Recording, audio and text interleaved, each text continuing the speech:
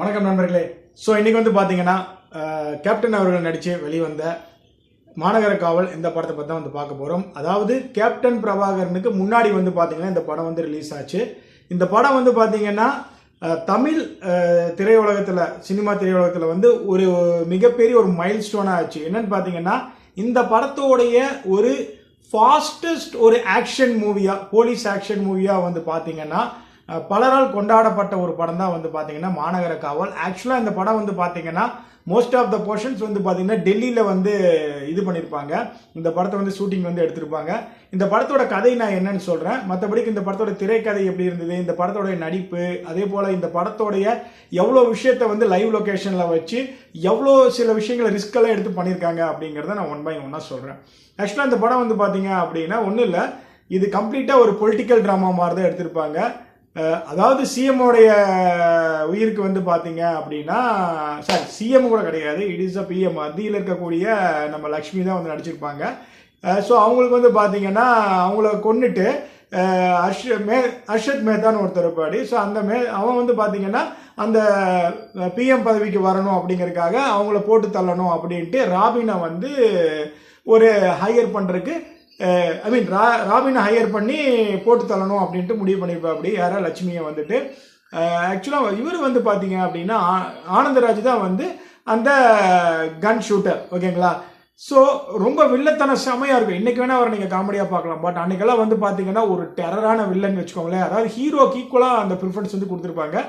So அவனை கூப்பிட்டு வந்து பார்த்தீங்கன்னா போட்டு தள்ளுறதுக்காக ட்ரை பண்ணுவாங்க. பட் அதே நேரத்தில் ஏசிபி சுபாஷாக வரக்கூடிய கேப்டன் விஜயகாந்த் அவர்கள் வந்து பார்த்தீங்கன்னா கரெக்டாக அந்த ராபினை வந்து போட்டு தள்ளி நீட்டாக பிஎம் எல்லாம் வந்து காப்பாற்றிடுவாங்க. இதில் என்ன ஒரு சூப்பரான ஒரு பியூட்டிஃபுல்லான விஷயம் நடக்குன்னு பார்த்தீங்கன்னா எந்த இடமே வந்து பார்த்தீங்கன்னா பெருசாக உங்களுக்கு போர் அடிக்காது. இந்த படம் சொல்லப்போனால் ஒரு போலீஸ் ஆஃபீஸரை வந்து பார்த்தீங்கன்னா ராபின் ஆனந்தராஜ் வந்து கொண்டிருப்பார். ஓகேங்களா? அதை வந்து வித்யா இந்த படத்தோட ஹீரோயின் வந்து பார்த்துருவாங்க.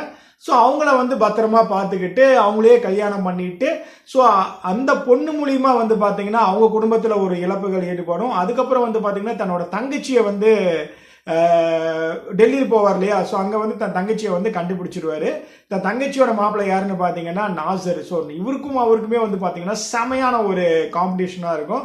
ஒரு இடத்துல நாசர் வந்து நம்ம விஜயகாந்தை வந்து பார்த்தீங்கன்னா கேப்டனை வந்து புரிஞ்சுக்குவார். ஸோ இவங்க ரெண்டு பேர் சேர்ந்துட்டு வந்து பார்த்தீங்க அப்படின்னா அந்த ராபின் அப்படிங்கிற நம்ம ஆனந்தராஜை வந்து பார்த்தீங்கன்னா பிடிக்கிறதுக்காகவும் ஸோ அவருடைய தீய செயல திட்டத்தை வந்து தடுக்கிறதுக்காகவும் போராடுவாங்க. இதில் மெயினான ஒரு விஷயம் வந்து என்னென்னு வந்து பார்த்தீங்கன்னா அந்த பிஎம் கேரக்டரில் வரக்கூடிய லக்ஷ்மியை போட்டு தள்ளுறதுக்கு அந்த சீன் இருக்குது பார்த்தீங்களா? அந்த லாஸ்ட்டில் வந்துட்டு ஒரு 15 to 20 மினிட்ஸ் இருக்கும். வேற லெவலில் வந்து பண்ணியிருப்பாங்க. ஸ்க்ரீன் பிளே ரொம்ப ஒரு ரேஸியாக ஒரு ஃபாஸ்டஸ்டாக இருக்கும். மெயினாக சொல்ல போனால் இந்த படத்தோடைய மெயின் அதாவது கதை அப்படிங்கிறது வந்து பார்த்தீங்கன்னா ஒரு பொலிட்டிக்கலில் நடக்கக்கூடிய பிரச்சனைகளை வந்துட்டு ஒரு ஏசிபியாக இருக்கவர் எப்படி அதை ஹேண்டில் பண்ணுறாரு. அப்போல்லாம் வந்து பார்த்தீங்கன்னா எம்எல்ஏவாக இருந்தாலும் சரி, பிஎம்மாக இருந்தாலும் சரி, சிஎம்மாக இருந்தாலும் சரி, போட்டு தள்ளிட்டு அடுத்த இடத்துல நம்ம வரணும் அப்படிங்கிற பொலிட்டிஷியன் தான் வந்து இருப்பாங்க. ஸோ அவங்களுக்கு கைக்கூலி ஆட்கள் இருப்பாங்க. ஒரு நேர்மையான போலீஸ் ஆஃபீஸர் வந்து பார்த்தீங்கன்னா அவங்கள போட்டு தள்ளுற மாதிரி. ஸோ இப்படி தான் வந்து 90s இருக்கக்கூடிய ஏகப்பட்ட போலீஸ் ட்ராமா வந்து பார்த்தீங்கன்னா எடுத்தாங்க. அப்படி எடுக்கக்கூடிய படத்துக்கெல்லாம் பெஞ்ச் மார்க்காக இருந்ததாக வந்து பார்த்தீங்கன்னா மாநகர காவல். இந்த படத்தில் வந்து கிட்டத்தட்ட ஒரு 10 நிமிஷத்துக்கு ஒருக்க ஒரு ஸ்டண்ட்டும் டைலாக்ஸ் வந்துக்கிட்டே தான் இருக்குமே தவிர இதில் என்னன்னா படத்தில் சண்டை இல்லை, சண்டைக்குள்ளே தான் படமே அந்த மாதிரி இருக்கும். ஆனால் எங்கேயுமே உங்களுக்கு சலிப்பு தட்டாது. ஸ்க்ரீன் பிளே இந்த படத்தை வந்து வேற லெவலில் தியாகராஜ் பண்ணியிருப்பாரு. உண்மையிலே இந்த படம் வந்து பார்த்தீங்கன்னா இன்றைக்கும் உட்காந்து பார்த்தீங்கன்னா உங்களை இன்ட்ரெஸ்டிங்காக கொண்டு போகும். பட் இதில் இன்னொரு பியூட்டியான விஷயம்னா இங்கே எதுலேயுமே பெருசாக டூப்பு கிடையாது. எல்லாமே லைவ் லொக்கேஷன், எல்லாமே ரோப்பில் போட்டு சுற்றுறது, ஜம்பிங், சேசிங் எல்லாமே என்னென்னா லைவ் தான். இன்றைக்கெல்லாம் நீங்கள் விஎஃப்எக்ஸில் பார்க்குறீங்க. ஆனால் சத்தியமாக சொல்கிறேன், அன்றைக்கெல்லாம் சின்னதாக கூட அதில் விஎஃப்எக்ஸ் கிடையாது. இந்த ஒரு ஜீப்பு வந்து திரும்புகிற இடமா இருக்கட்டும், டெல்லியில் வந்து இப்படி திரும்பி ஜம்ப் அடிக்கிறதா இருக்கட்டும், அதே போல் வந்துட்டு ஜீப்பு மேலே ஏறி வந்துட்டு அந்த ஸ்டெப் அப்படின்னு சொல்லுவாங்க. விஜயகாந்தை பொறுத்த வரைக்கும் அது மிகப்பெரிய, கேப்டன் அவர்களை பொறுத்த வரைக்கும் ஒரு மிகப்பெரிய ஒரு என்ன சொல்கிறது அவரோட சிக்னேச்சர்னு சொல்லலாம். அந்த காலில் அடிக்கிறது அது வந்து அதிகமாக வந்து இம்ப்ளிமெண்ட் பண்ணுவார்.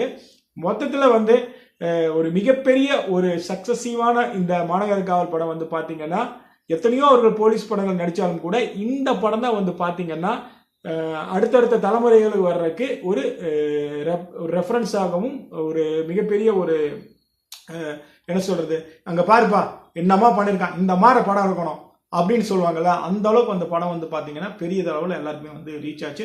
செம்ம பெரிய பாக்ஸ் ஆஃபீஸ் வேறு இந்த படம்.